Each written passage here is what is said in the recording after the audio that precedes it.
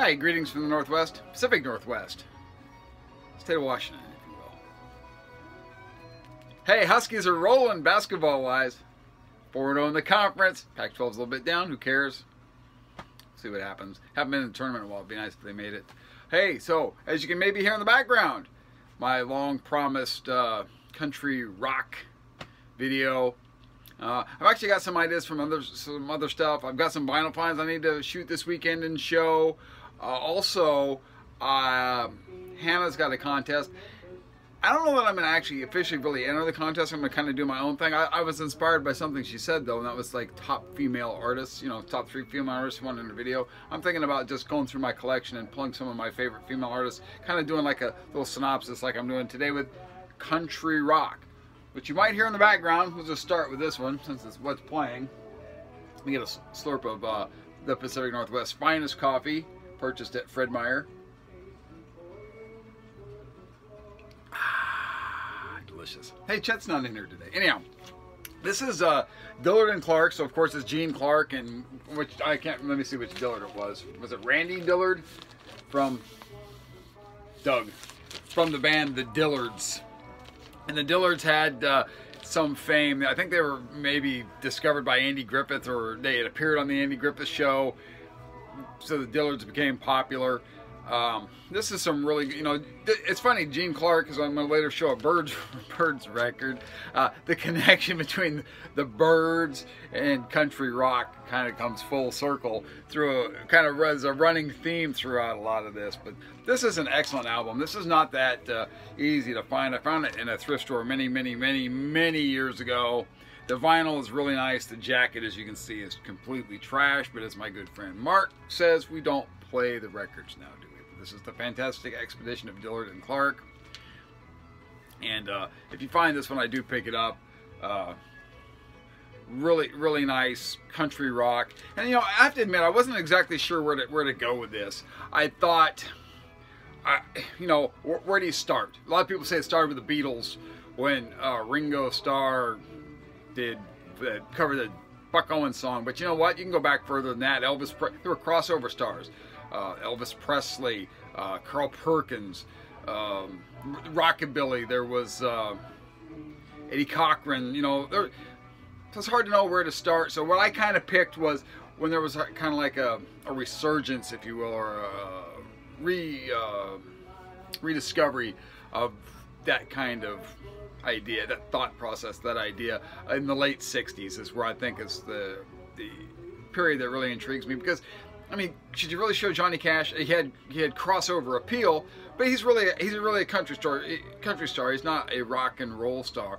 Conversely, Elvis Presley really a rock and roll star, not really a country star. But these are, so what I decided to do was late 60s people that were essentially had been rock and roll. Yeah, I'm splitting hairs. Some of these you guys are gonna go, man. Like for example, we'll just go to the next one here. This is the Dillards. This is Wheat Straw Sweet. And this has got his brother Rodney. He had left the band and joined Gene Clark at this point. And so this is, you know, some people might actually consider this to be a country album, but it's on the Elektra 4000 label series. So, you know, it's right there with the Doors and Love and all that good stuff. But this is a pretty good album, and it's, you know, that's a nice thing about these country rock albums. They don't tend to be that expensive, so if you find them at a good price, you should pick them up. And the next one, this is the one that really got me going on this kick, and this is, of course, this is the Byrds Sweetheart of the Rodeo. And as you guys know, in the fall, I went to Pittsburgh and visited Mark Glasswork at Aftermath. Had a great time, and we went to see the Byrds in Akron, Ohio. Hello, Akron, Ohio. Nice town. Midwest is nice. I mistakenly call it the East Coast. It's corrected, it's the Midwest, technically. I mean, I live on the Pacific Coast. I could throw a rock and hit salt water from here, you know? And then there's the mountains and all, anyhow, whatever. So, to me, all that stuff back there is the East Coast. Heck, Kansas is the East Coast, for crying out loud, from out here. But anyhow, I digress. So we went to see the Byrds perform "Sweetheart of the Rodeo," and they did some other stuff too. But they played this from one of the sets was they played this from start to finish, and this is really it just got me. I mean, I've had this album for years, but I never really listened to it until I was so impressed with well, Roger McGuinn and Chris Hillman, of course, and then the band was Marty Stewart's band.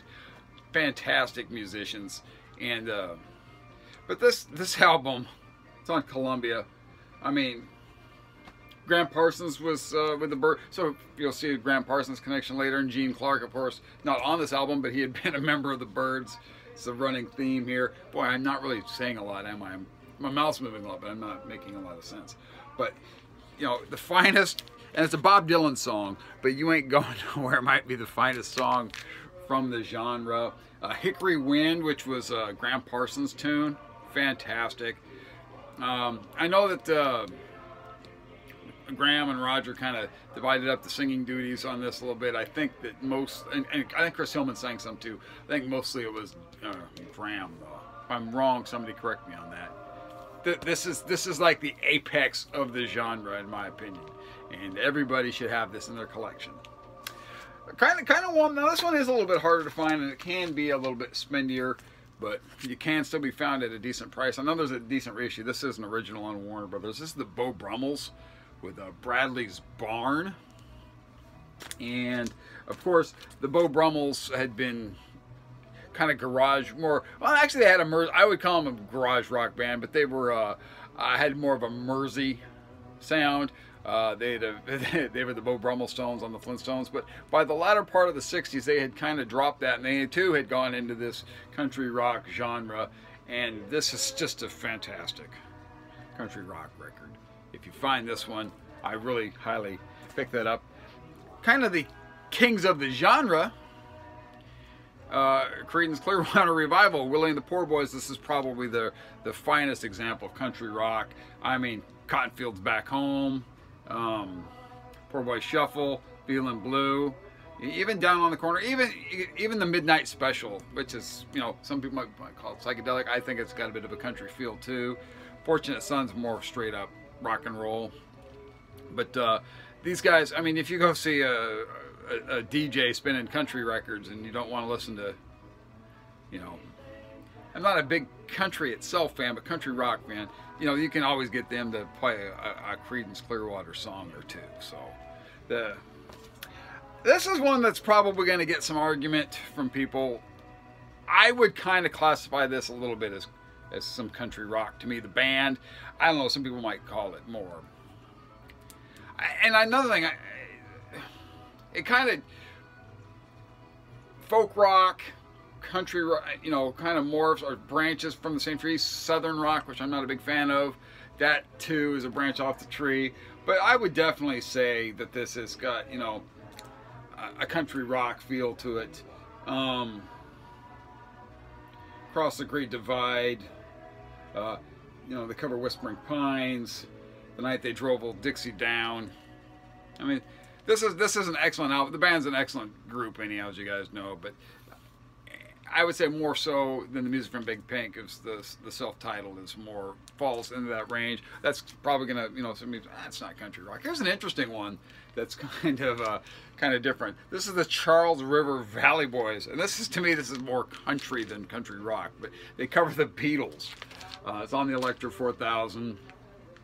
It's pretty good, but it's, you know, it's what it is. These guys are covering Beatles songs, trying to country them up a little bit.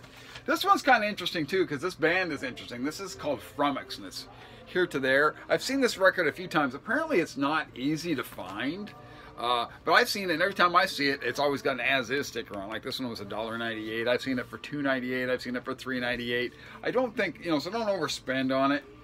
But this has some sort of connection to the Outlaw, to like Willie and Waylon, and I'm not sure exactly what that connection is.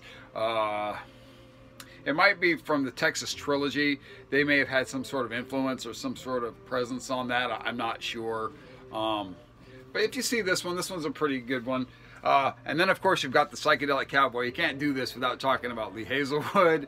I got quite a few Lee Hazelwood records, and he's just fantastic. He produced a lot of stuff for Nancy Sinatra, too. Nancy Sinatra, I could have pulled out some of her records because she did some country rock records, too. This is on MGM. But yeah, the Psychedelic Cowboy, Lee Hazelwood. You got to have Lee Hazelwood in your collection, wherever you find that. This is kind of a concept album that might fit into this genre as well. This is the Kinks with the Muswell Hillbillies. It's on the Dynaflex, Dynagroove, Dynaflex. Not Dynagroove, Dynaflex. But anyhow, you know, this is a really nice, it's conceptualized country rock. So even the Kinks were getting in on it a little bit. Michael Nesmith wrote some really good stuff, and this is probably his best solo work in my opinion. This is the first National Band. So let me play it on this of note, I thought. You know, anyhow, you know, some of the stuff that he did with the Monkees too had a bit of a country feel. I know he quite a talented musician. I believe his mother invented whiteout as well. Not that that matters. Finally, this is getting a little bit long-winded here. Full circle, Birds, because this has Chris Hillman and it's got Graham Parsons. There's the famous nudie suits Graham had, and this is the Flying Burrito Brothers Gilded Palace of Sin. Originals of this, and the jacket's terrible, but the vinyl's really nice. This is an original. You can get reissues of this too, but where would the genre be without Graham Parsons, quite frankly? Guy was a genius. He just, you know, he died pretty young, almost Club 27, but he was 26. I think it was just a few months short of his 27th birthday. And Do Right Woman, but what's the one I'm thinking of? It's this, because he didn't write that one. It's Hot Burrito 1, Hot Burrito 2. Those are two of my favorite tracks on here. And the record, Willard Clark ran out, so it's probably time to end this video. But so that's it. That's my take on country rock. You know, no, by no means any type of expert, but I will show you Heartland figures. I just got them in. This is Mr. Cheyenne Bodie, Clint Walker. He's missing the knife apparently, but he's got everything else. The gun's not broken. That's a big thing. And of course, Paladin, where do you roam? Richard Boone, How Gun Will Travel, Paladin. Got these on eBay. Got a decent deal. Guy threw in this Richard Boone. It's not really autographed. It's facsimile, air auto pen, whatever you want to call it. But I love this show. You know, just fantastic. Richard Boone, wherever you are, buddy. Well, he's long passed away, but thanks, man. I don't know where my weekday mornings would be without you. Hey, we'll see you guys next time. Go Dogs.